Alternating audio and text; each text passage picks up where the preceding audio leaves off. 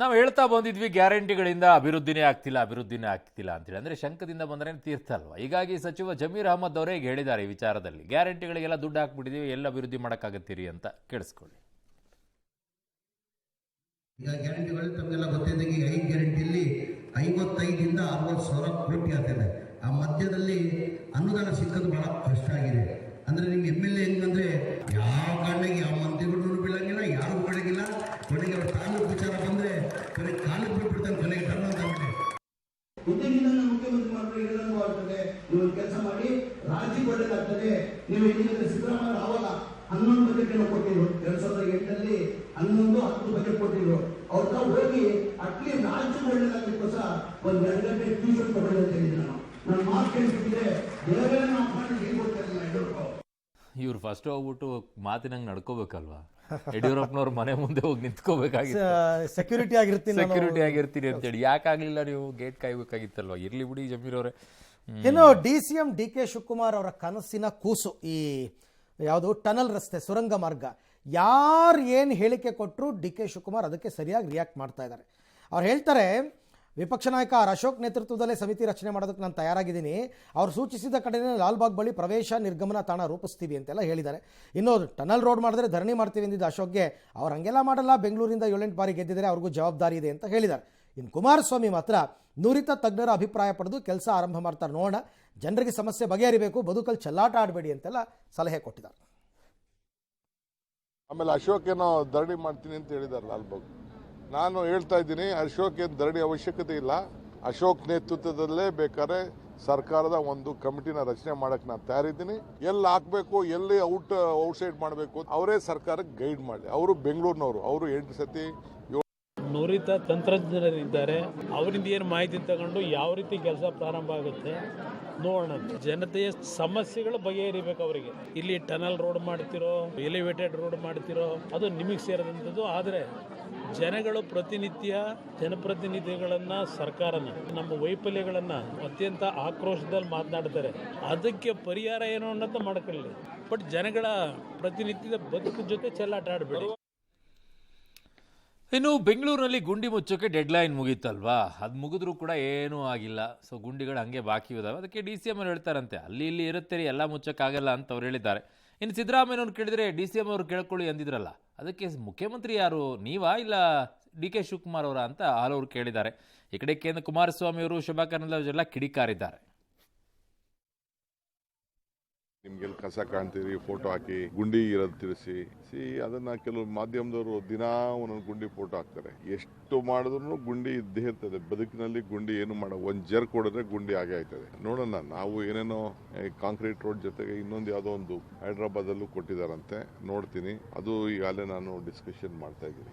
ಮುಖ್ಯಮಂತ್ರಿಗಳ ಹೇಳಿಕೆ ಬೇಜವಾಬ್ದಾರಿತನದ್ದು ಅಂತಕ್ಕಂಥದ್ದು ನನ್ನ ಅಭಿಪ್ರಾಯ. ಮುಖ್ಯಮಂತ್ರಿಗಳು ಸಿದ್ದರಾಮಯ್ಯನವರು ಈಗ ಶಿವಕುಮಾರ್ ಅವರು ಅನ್ನೋದು ಪ್ರಶ್ನೆ ಆಗೋಗುತ್ತೆ. ಮುಖ್ಯಮಂತ್ರಿಗಳೇ ಸಭೆ ಮಾಡಿ ಒಂದು ಡೆಡ್ ಲೈನ್ ಕೊಟ್ಟು, ಕಾಲದ ಒಂದು ಗಡುವನ್ನ ಕೊಟ್ಟು ಇದನ್ನ ಗುಂಡಿಗಳನ್ನು ಮುಚ್ಚಬೇಕು ಅಂತ ಹೇಳಿ ಮುಖ್ಯಮಂತ್ರಿಗಳ ಮಾತುಗೂ ಸಹ ಎಷ್ಟು ಬೆಲೆ ಈ ಅಧಿಕಾರಿಗಳು ಕೊಡ್ತಾ ಇದ್ದಾರೆ ಅಂತಕ್ಕಂಥದ್ದು ಮುಖ್ಯಮಂತ್ರಿಗಳ ಹೇಳಿಕೆ ನೋಡಿದಾಗ ಅವರು ಈ ರಾಜ್ಯ ಸರ್ಕಾರ ಹಲವಾರು ಡೆಡ್ ಲೈನ್ಗಳನ್ನ ಕೊಡ್ತಾ ಇದೆ. ಡೆಡ್ ಲೈನ್ಗಳು ಡೆಡ್ ಆಗ್ತಿದ್ದಾವೆ ಹೊರತು, ಅವೇ ಸಾಯ್ತಿದ್ದಾವೆ ಹೊರತು ಅಭಿವೃದ್ಧಿ ಆಗ್ತಾ ಇಲ್ಲ. ಬೆಂಗಳೂರಿನ ರಸ್ತೆಗಳಲ್ಲಿ ಬಿದ್ದು 6ಕ್ಕಿಂತ ಹೆಚ್ಚು ಜನ ಮರಣವನ್ನಪ್ಪಿದ್ದಾರೆ. ಸತ್ತವರಿಗೆ ಯಾರು ಹೊಣೆ? ಕೇವಲ ಹಣ. ಓಕೆ, ಇನ್ನು ಬೆಂಗಳೂರಿನ ಕಸದ ವಿಚಾರವಾಗಿ ಈಗ GBA ಸಮರ ಸಾರ್ಬಿಟ್ಟಿದೆ. ಎಲ್ಲರ ಮನೆ ಮುಂದೆ ಕಸ ಹಾಕೋದು. ಆದರೆ ಇದರಲ್ಲೂ ಕೂಡ ರಾಜಕೀಯ ಜಟಾಪಟಿ ನೋಡಿ.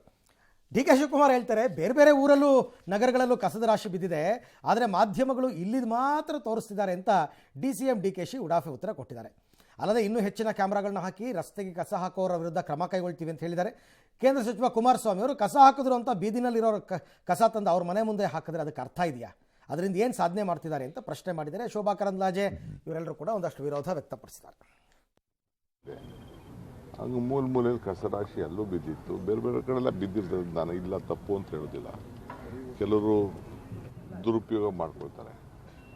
ನಮ್ಮಲ್ಲೂ ಕೂಡ ನಾನು ಕೆಲವು ಕ್ಯಾಮ್ರಾಗಳನ್ನು ಹಾಕ್ಸಿದ್ದೀವಿ, ಇನ್ನೂ ಹೆಚ್ಚಿಗೆ ಕ್ಯಾಮ್ರಾ ಹಾಕ್ಸ್ತೀವಿ. ಪೊಲೀಸವರು, ನಾವು. ನಾನು ನೋಡಿದೆ ಈಗ ಯಾವುದೋ ಮನೆಯವರು ಮನೆ ಮುಂದ್ಗಡೆ ಕಸ ಎಸೆದ್ರು ಅಂತ ಹೇಳಿ ಮತ್ತೆ ಬೀದಿಲಿರ್ತಕ್ಕಂಥ ಎಲ್ಲಾ ಕಸ ತುಂಬಿಸ್ಕೊಂಡ್ಬಂದು ಆ ಮನೆಗಳ ಮುಂದೆ ಹಾಕಿದ್ರೆ ಅರ್ಥ ಇದೆ. ಅದರಿಂದ ಏನ್ ಸಾಧನೆ ಮಾಡ್ತಾರೆ? ಇಲ್ಲಿಯವರೆಗೆ ಯಾರು ಪರಿಣಾಮಕಾರಿಯಾಗಿ ಕೆಲಸ ಮಾಡಕ್ಕಾಗಲ್ಲ ಅಂತವರು ಇಂಥ ಎಲ್ಲ ದುಷ್ಕೃತ್ಯಗಳನ್ನ ಮಾಡ್ತಾರೆ. ಕಸದ ಗುತ್ತಿಗೆದಾರರು ಅದೇನ್ ಮಾಡ್ತಿದಾರೋ ಗೊತ್ತಿಲ್ಲ, ಕಸಕ್ಕೆ ದುಡ್ಡು ಸಂಗ್ರಹ ಮಾಡ್ತಾ ಇದ್ದಾರೆ. ಆದ್ರೆ ಕಸದ ಸಮಸ್ಯೆಯನ್ನು ಬಗೆಹರಿಸಕ್ಕೆ ಕರ್ನಾಟಕ ರಾಜ್ಯ ಸರ್ಕಾರವೂ ಆಗ್ತಿಲ್ಲ. ಕುರ್ಚಿ ಕದನ ಏನಾದ್ರೂ ಜೀನಿ ಸ್ಲಿಮ್ ರೆಫರ್ ಮಾಡ್ಬೇಕಾದ್ರೆ ಕಾರಣ ಏನಂದ್ರೆ ವೇಟ್ ಲಾಸ್ ಸಲುವಾಗಿ ನನ್ ಬಾಳ ಜನ ಕೇಳಿದ್ರು. ಫಸ್ಟ್ ನಾನ್ ತಗೊಂಡು ನನಗೆ ರಿಸಲ್ಟ್ ಬಂದ್ಮೇಲೆ ಆಮೇಲೆ ನಾನು ಜೀನಿ ಸ್ಲಿಮ್ ಇನ್ನೊಬ್ಬರಿಗೆ ಪ್ರಿಪೇರ್ ಮಾಡಿದ್. ಸುಸ್ತಾಗೋದು ಕಡಿಮೆ ಆಯ್ತು, ವೀಕ್ನೆಸ್ ಅದು ಏನೂ ಇಲ್ಲ, ಪೂರಾ ಹೆಲ್ದಿ ಅದೇನೆ. ವೇಟ್ ಜಾಸ್ತಿ ಇರೋರಲ್ಲಿ ಏನೇ ಡೌಟ್ ಇಲ್ಲದೆ 100% ಬಳಸಬಹುದು. ಪ್ರತಿದಿನ ನಮ್ಮ ಜೀನಿ ಸ್ಲಿಮ್ ನ ಯೂಸ್ ಮಾಡಿ ಯಾವುದೇ ಸೈಡ್ ಎಫೆಕ್ಟ್ ಇಲ್ದಂಗೆ ನೀವು ಸಣ್ಣ ಆಗ್ತೀರಾ. ರಾಜ್ಯದಲ್ಲಿ ಸಾಮಾಜಿಕ ಆರ್ಥಿಕ ಶೈಕ್ಷಣಿಕ ಸಮೀಕ್ಷೆ ಅಂತೂ ನಿಮಗೆ ನಡೆಸಿದ ಗೊತ್ತಿದೆ, ಅದರ ಅವಧಿ ಮುಗಿದೋಗಿದೆ. ಈಗ ಆನ್ಲೈನಲ್ಲಿ ಸಮೀಕ್ಷೆಗೆ ಪಾಲ್ಗೊಳ್ಳೋಕೆ ಅವಕಾಶವನ್ನ ಕೊಟ್ಟಿದ್ದಾರೆ. ಇದಕ್ಕೆ ಕುಮಾರಸ್ವಾಮಿ ಅವರು ಜೊತೆಗೆ ಕನ್ನಡಕ ಪ್ರಭಾಕರ್ ಅವರು ಅನೇಕರು ಇದಕ್ಕೆ ಟೀಕೆಯನ್ನು ವ್ಯಕ್ತಪಡಿಸಿದ್ದಾರೆ. ಅದು ಹೇಳ್ತಾ ಇದ್ದಾರೆ, ಮುಸ್ಲಿಂ ಸಮುದಾಯದಲ್ಲಿ 111 ಜಾತಿ ಇತ್ತಲ್ಲ, ಅವರ ಸಮಾಜ ಯಾಕೆ ಕೊಡಲಿಲ್ಲ, ಬರೀ ಹಿಂದೂಗಳನ್ನ ಯಾಕೆ ಕೊಡಿದ್ರಿ ಅಂತ ಕೇಳ್ತಾ ಇದ್ದಾರೆ. ಸಾಧನೆ ಮಾಡ್ತಾರೆ, ಅದರಿಂದ ಎಷ್ಟರ ಮಟ್ಟಿಗೆ ಆ ಒಂದು ಸಮೀಕ್ಷೆ ನಡೆಸಿದ್ದಾರೆ, ಎಷ್ಟರ ಮಟ್ಟಿಗೆ ಜನತೆ ಆ ಸಮೀಕ್ಷೆಗೆ ಸ್ಪಂದಿಸಿದ್ದಾರೆ. ಸರ್ಕಾರದಲ್ಲಿ ಹಲವಾರು ಲೋಪದೋಷಗಳನ್ನ ಇಟ್ಕೊಂಡು ನಾಡಿನ ಜನತೆಯ ಉದ್ಧಾರಕ್ಕೆ ಮಾಡಿರ್ತಕ್ಕಂಥ ಸಮೀಕ್ಷೆ ಅಲ್ಲ. 100% ಹೊಡೆಯೋದಕ್ಕೋಸ್ಕರ ವ್ಯವಸ್ಥೆ ಇದು. ಜಾತಿ ಗಣತಿ ಅಂತ ಹೇಳಿದ್ರೆ ಹೊಡೆಯೋದಕ್ಕೋಸ್ಕರ. ಈಗ ಆಗ್ಲೇ ಆಯ್ತಲ್ಲ, ಲಿಂಗಾಯತ, ವೀರಶೈವ, ನಾವು ಹಿಂದೂಗಳಲ್ಲ, ಜೈನರು ಹೇಳಿದ್ರು ನಾವು ಹಿಂದೂಗಳಲ್ಲ, ಉಳಿದವರಲ್ಲಿ ಪೈಪೋಟಿ. ಅದನ್ನೇ ಮುಸಲ್ಮಾನ್ ಸಮಾಜ ಒಂದು 111 ಜಾತಿಗಳಿದೆ, ಅವ್ರನ್ನ. ಇನ್ನು ಬೆಂಗಳೂರು ನಗರದ ಹೊರವಲಯದಲ್ಲಿರುವ ಖಾಸಗಿ ರೆಸಾರ್ಟ್ನಲ್ಲಿ ನಡೀತಾ ಇದ್ದ ರೇವ್ ಪಾರ್ಟಿ ಮೇಲೆ ಕಗ್ಲಿಪುರ ಪೊಲೀಸರು ದಾಳಿ ಮಾಡಿದ್ದಾರೆ. ದಾಳಿ ವೇಳೆ 130 ಮಂದಿನ ವಶಕ್ಕೆ ಪಡೆದಿದ್ದಾರೆ. ಕಗ್ಲಿಪುರ ವ್ಯಾಪ್ತಿಯ ಅಯ್ಯಾನ ಖಾಸಗಿ ರೆಸಾರ್ಟ್ನಲ್ಲಿ ರೇವ್ ಪಾರ್ಟಿ ನಡೀತಾ ಇತ್ತು. ಈ ಬಗ್ಗೆ ಮಾಹಿತಿ ಪಡೆದಿದ್ದ ಪೊಲೀಸರು ಬೆಳಗಿನ ಜಾವ 3 ಗಂಟೆ ಸುಮಾರಿಗೆ ದಾಳಿ ನಡೆಸಿದ್ದಾರೆ. ಪಾರ್ಟಿಯಲ್ಲಿ ಮಾದಕ ವಸ್ತುಗಳ ಬಳಕೆ ಆರೋಪ ಹಿನ್ನೆಲೆಯಲ್ಲಿ 130ಕ್ಕೂ ಹೆಚ್ಚು ಯುವಕ ಯುವತಿಯರನ್ನು ಬಂಧಿಸಿದ್ದಾರೆ. ಬಂಧಿತ ಆರೋಪಿಗಳಿಗೆ ರಾಮನಗರ ಜಿಲ್ಲಾಸ್ಪತ್ರೆಯಲ್ಲಿ ಮೆಡಿಕಲ್ ಟೆಸ್ಟ್ ಮಾಡಲಾಗಿದ್ದು, ಬಂಧಿತರೆಲ್ಲರೂ ಬೆಂಗಳೂರು ಮೂಲದವರು ಅಂತ ಹೇಳ್ತಾ ಇದ್ದಾರೆ. ಸುಹಾಸ್ ಗೌಡ ಎಂಬುವರಿಗೆ ಸೇರಿದ ಹೋಮ್ ಸ್ಟೇ ಇದಾಗಿದ್ದು, ವಾಟ್ಸಪ್ಪಲ್ಲಿ ಗ್ರೂಪ್ ಮಾಡಿಕೊಂಡು ಪಾರ್ಟಿ ಆಯೋಜನೆ ಮಾಡಲಾಗ್ತಾ ಇತ್ತು. 19ರಿಂದ 23 ವರ್ಷದ ಒಳಗಿನ ಯುವಕ ಯುವತಿಯರೇ ಈ ಪಾರ್ಟಿಯಲ್ಲಿ ಭಾಗಿಯಾಗಿದ್ದರು. ಇಲ್ಲಿಗಲ್ ಆಗಿ ಒಂದು ಹೋಮ್ ಸ್ಟೇ ನಡೆಸ್ತಿರ್ತಕ್ಕಂಥ ಜಾಗದಲ್ಲಿ ಮೋರ್ ದೆನ್ ಒಂದು 100 ಜನ ವ್ಯಕ್ತಿಗಳು ಪಾರ್ಟಿ ಮಾಡ್ತಿರ್ತಾರೆ. ಅಕ್ಕಪಕ್ಕದ ಜನರಿಗೆ ತೊಂದರೆ ಆಗ್ತಿರುತ್ತೆ ಅವರ ಲೌಡ್ ಮ್ಯೂಸಿಕ್ ಇಂದ. ಮದ್ಯಪಾನ ಮಾಡಿ ಸುಮಾರು 35 ಮಂದಿ ಹೆಣ್ಮಕ್ಳು ಹಾಗೂ ಮಿಕ್ಕಿದವರೆಲ್ಲ ಹುಡುಗರಿದ್ದಾರೆ. ವ್ಯಸನಗಳು ಇರುವಂತದ್ದು ನಮಗೆ ಮೇಲ್ನೋಟಕ್ಕೆ ಕಂಡು ಬಂದಿದೆ. ಇದರಲ್ಲಿ ಏನು ಆರ್ಗನೈಸರ್ಸ್. ಮೈಸೂರು ಜಿಲ್ಲಾಧಿಕಾರಿ ಕಚೇರಿಯಲ್ಲಿ ಯಡಿಯೂರಪ್ಪನವರು ದುಡ್ಡು ಕೊಟ್ಟಿದ್ರಂತೆ, 92 ಲಕ್ಷ ಸರ್ಕಾರದ ಇದರಿಂದ. ಅದನ್ನು ಅರಸುವರ ಪ್ರತಿಮೆ ನಿರ್ಮಾಣ ಮಾಡಿದಾರಂತೆ, ಅದರ ಉದ್ಘಾಟನೆ ಮಾಡಿಲ್ವಂತೆ. ಅದಕ್ಕೆ ಇವತ್ತು BJP ಕಾರ್ಯಕರ್ತರು ಮತ್ತು ಪೊಲೀಸರನ್ನು ಒಂದಿಷ್ಟು ಚಕಮಕಿ, ನೀವು ಮಾಡ್ತೀರಲ್ಲ ನಾವೇ ಮಾಡಬೇಕಾ ಉದ್ಘಾಟನೆ ಅಂತ. ಇನ್ನೊಂದು ಕಡೆಗೆ ದೇವರಾಜ್ ಅರಸು ಅವರಿಗೆ ಬಡವರ ಬಂಧು ಕರ್ನಾಟಕ ರತ್ನ ಪ್ರಶಸ್ತಿ ಕೊಡೋದ್ರ ಬಗ್ಗೆ ಕ್ಯಾಬಿನೆಟ್ನಲ್ಲೇನೋ ತೀರ್ಮಾನ ಮಾಡ್ತಾರಂತೆ. ಶಬರಿಮಲೆ ದೇವಸ್ಥಾನದಿಂದ ಚಿನ್ನ ನಾಪತ್ತೆ ಪ್ರಕರಣದಲ್ಲಿ ದೇವಸ್ಥಾನದ ಮಾಜಿ ಕಾರ್ಯನಿರ್ವಾಹಕ ಅಧಿಕಾರಿ ಸುಧೀಶ್ ಕುಮಾರನ್ನು SIT ಅವರು ಬಂಧಿಸಿದ್ದಾರೆ. 2019ರಲ್ಲಿ ದೇವಾಲಯದ ಕಾರ್ಯನಿರ್ವಾಹಕ ಅಧಿಕಾರಿಯಾಗಿ ಈತ ಸೇವೆ ಸಲ್ಲಿಸ್ತಾ ಇದ್ದಿದ್ದು. ಉನ್ನಿಕೃಷ್ಣನ್ ಪೊಟ್ಟಿಗೆ ಚಿನ್ನದ ಲೇಪನಕ್ಕಾಗಿ ಹಸ್ತಾಂತರಿಸಬೇಕಾದ್ರೆ ಕುಮಾರ್ ಅವುಗಳನ್ನು ತಾಮ್ರದ ಫಲಕವಾಗಿ ಬದಲಾಯಿಸಿದ್ದಾರೆ ಅನ್ನೋದು ಇವ್ರ ಮೇಲಿನ ಆರೋಪ. ಅರೆಸ್ಟ್ ಮಾಡಿದ್ದಾರೆ. ರಾಜಸ್ಥಾನದ ಭಯೋತ್ಪಾದನಾ ನಿಗ್ರಹ ದಳ ಶಂಕಿತ 5 ಉಗ್ರರನ್ನ ಎಡೆಮುರಿ ಕಟ್ಟಿದೆ.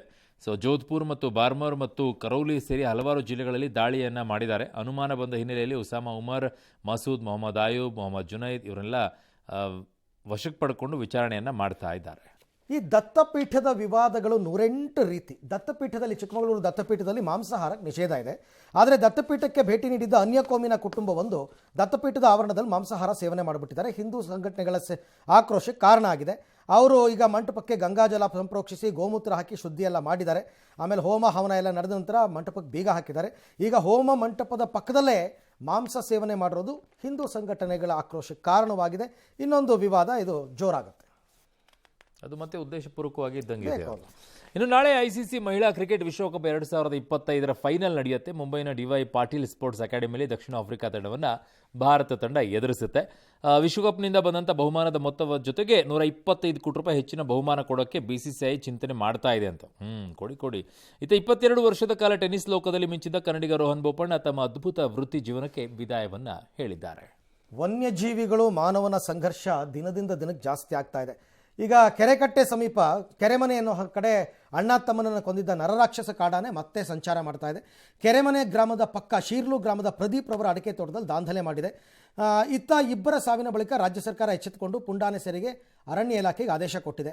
ದುಬಾರೆ, ಹಾರಂಗಿ ಆನೆ ಶಿಬಿರದ ಏಕಲವ್ಯ ನೇತೃತ್ವದ ಸಾಕಾನೆಗಳಿಂದ ಪುಂಡಾನೆ ಸೆರೆಗೆ ಮುಂದಾಗಿದ್ದು, ಇನ್ನು ಜಾರ್ಜ್ ಅವರು ಮೃತರ ಮನೆಗೆ ಭೇಟಿ ಕೊಟ್ಟು ಸಾಂತ್ವನ ಹೇಳಿ ವೈಯಕ್ತಿಕವಾಗಿ 5 ಲಕ್ಷ ಹಣ ಕೊಟ್ಟಿದ್ದಾರೆ.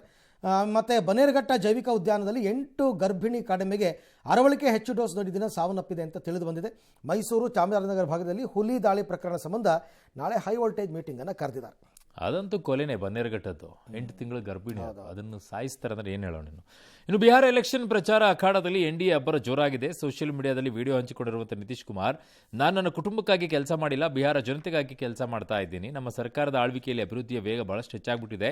NDA ಮಾತ್ರ ರಾಜ್ಯವನ್ನು ಅಭಿವೃದ್ಧಿಪಡಿಸಬಹುದು, ಹೀಗಾಗಿ NDAಗೆ ಮತ ಚಲಾಯಿಸುವ ಮೂಲಕ ಮತ್ತೊಂದು ಅವಕಾಶ ನೀಡಿ ಅಂತ ಜನರಿಗೆಲ್ಲ ಕೇಳ್ಕೊಂಡಿದ್ದಾರೆ. ಇನ್ನು ಇಂಡಿ ಕೂಟದ CM ಅಭ್ಯರ್ಥಿ ತೇಜಸ್ವಿ ಯಾದವ್ ಮಾತಾಡಿ, ವಯಸ್ಸಿನಲ್ಲಿ ನಾನು ಚಿಕ್ಕವನಿರಬಹುದು, ಆದರೆ ಬಿಹಾರ ಅಭಿವೃದ್ಧಿಯ ಬಗ್ಗೆ ನನಗೆ ದೂರದೃಷ್ಟಿ ಇದೆ ಅಂತೆಲ್ಲ ಹೇಳಿದ್ದಾರೆ. ನೆರೆಯ ಕೇರಳ ರಾಜ್ಯ ತೀವ್ರ ಬಡತನವನ್ನು ನಿರ್ಮೂಲನೆ ಮಾಡಿದ ಭಾರತದ ಮೊದಲ ರಾಜ್ಯವಾಗಿದೆ ಅಂತ ಅಲ್ಲಿನ ಮುಖ್ಯಮಂತ್ರಿ ಪಿಣರಾಯಿ ವಿಜಯನ್ ಅವರು ಘೋಷಣೆ ಮಾಡಿಕೊಂಡಿದ್ದಾರೆ.